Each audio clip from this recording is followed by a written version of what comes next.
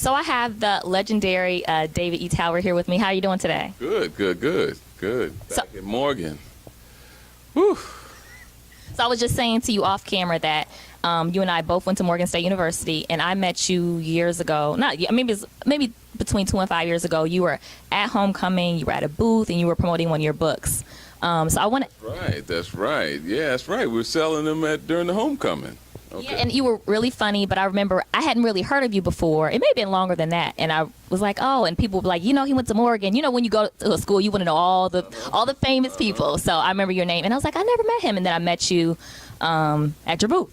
Yeah, well, Morgan was where I got started writing, and I write love stories because a woman broke my heart that I fell in love with here at Morgan. So I have a special place in my heart for Morgan State. I was going to ask you, how do you think attending an HBCU sort of shaped who you are in terms of your career? It did greatly, because here nobody told you what you couldn't be. In other universities, they may not have had an open door policy. I mean, I was just talking to Floyd Talaferro, who ran McKeldin Center, who was my therapist all the time I was here. I was in his office every day talking to him about what I wanted to do in my life and everything. So, I mean, where else? I mean, I haven't been to another university, but the feeling here was just, it was always an open door policy, and people were always willing to listen to you if you had something to say. So you had no idea that there were limitations to what you wanted to do with your career? No. From being on the radio here, I just I overheard someone saying that they were on the radio here, and I just said, well, I went there the same day and said, I want to be on the radio. And they paused and looked at me. He said, okay. And then a week later, I have my own talk show on the radio. So, I mean, those kind of opportunities and never having a ceiling or a limitation put upon you really helped me out a lot. Okay, you do have a radio voice now that I'm listening to you. So, so Baggage Claim, it has a lot of A-listers, a lot of the elite cream of terms of the industry in general. But first, how did this story come about? I was listening to my wife's conversation. That's where I get most of my material from her. She got some crazy girlfriends, and one girlfriend in particular said she had met this guy in Chicago, and ooh, girl, he's the one. Girl, he's the one. And he's flying me out there for the weekend on Thanksgiving. So then my wife's like, oh, I'm so happy for you. And then she calls 3 hours later, girl, we had the best time. Ooh, girl, he took me to his yacht. Ooh, dinner, girl. And then he dropped me off at the best hotel. He put me in a suite in the best hotel in town. My wife's like, oh, why would you be in a suite at the hotel? Why didn't he take you by his house? Oh, girl, stop tripping, girl. Girl, he got busy, girl, and he got to do some paperwork. But he gonna come see me again in a couple of weeks. My wife's like, he didn't have no paperwork. He's married. Go over his house and see for yourself. And so from that conversation, I came up with a character who was in some kind of crazy situations all the time in pursuit of love. Okay. Well, when you were creating this story in your mind, did you already have in mind who you wanted, what characters you wanted? I mean, what actors and actresses you wanted, or was it open? You were open book. It was really at the time I had it in mind. It was 10 years ago when I wrote it. So I had a certain group of people that were hot then 10 years ago, and then 5 years ago when we really started developing it as a film, Paula Patton was my first choice. She was who I wanted to play the lead, and Taye Diggs was also my first choice to play his character. And then everybody else kind of started coming together. Jennifer Lewis was always my first choice to play the mother. She's every mother in every movie, but she's just so good.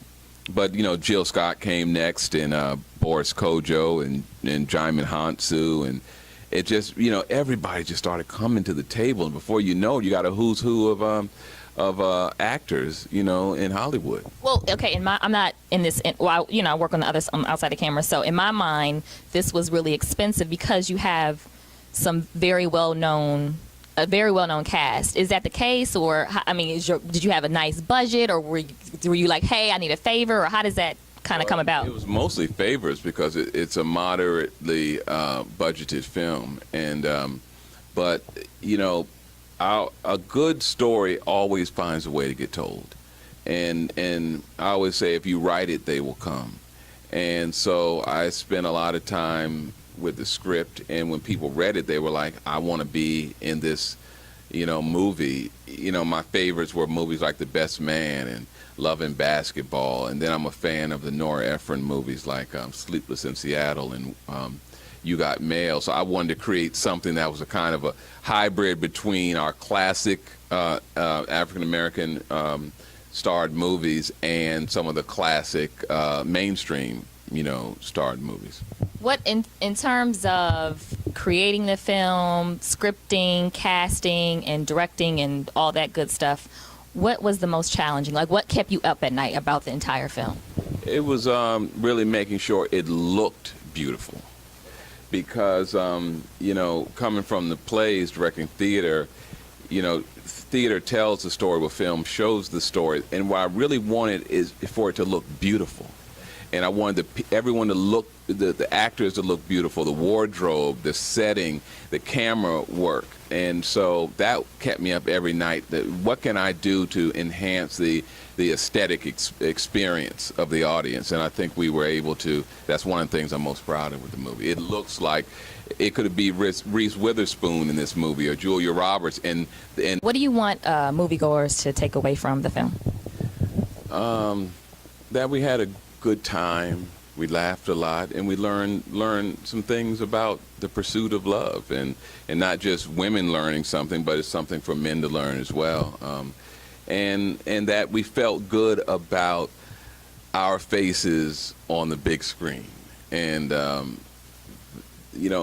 in a renaissance of African American storytellers right now, with movies like The Butler and Kevin Hart's One Man Show, and 12 Years a Slave, and Black Nativity, and The Best Man Holiday, and Baggage Claim. Fruitvale. We're in this is a renaissance. So I'm just proud to be a part of it, and proud that people will look at the movie and feel like, yes, that's how I want us represented. Yes, yes, yes, that's the kind of story I want, and that's kind of the most special thing for me. Okay, before I let you go, I like to ask everyone I interview some just random questions. Number one, what's the best piece of advice you've ever received about working in this industry? The best piece of advice probably from Bill Duke, and he said to get in shape. Well, I asked him, I asked him when I was about to direct the film, my first film. I said, what advice would you give me? And he says, get in shape. And I mean, like what do you mean? He says, no, really, start walking, run. He said, because you have to be in physical condition in order for the mental and emotional to be also in condition. So he says, so your body, the shape of your body and the condition of your body is going to dictate the condition of your mind. So I put down the jelly donut and and started working out, and I didn't realize how much the tasking physically a movie is. And so, but once that was out of the way, where you weren't tired, then you could focus on creating. When's the last time you cried? I cry every time I leave my baby boy now. I have an eight-month-old baby boy, and I don't cry because there's anything wrong with him, whatever. I just cry because I just still can't believe every time I look at him that he looks just like me. That happens. And he's looking at me, and I'm like, man, give me my ears back. And he just smiles, and I'm like, oh my God, this is like the best thing ever. So that makes me cry. Okay, absolute last question. What does God mean to you? God means to me freedom. There's a scripture that resonates to me to this day, and freedom meaning a freedom of thought, freedom, not just the shackles physically off, but mentally off and spiritually off. But the scripture that speaks to me is, it said, he that the Son sets free is free indeed. I'm like, oh, yeah, that does it for me. And so freedom. Well, thank you. It's been a pleasure. Good to be here. Good to be here.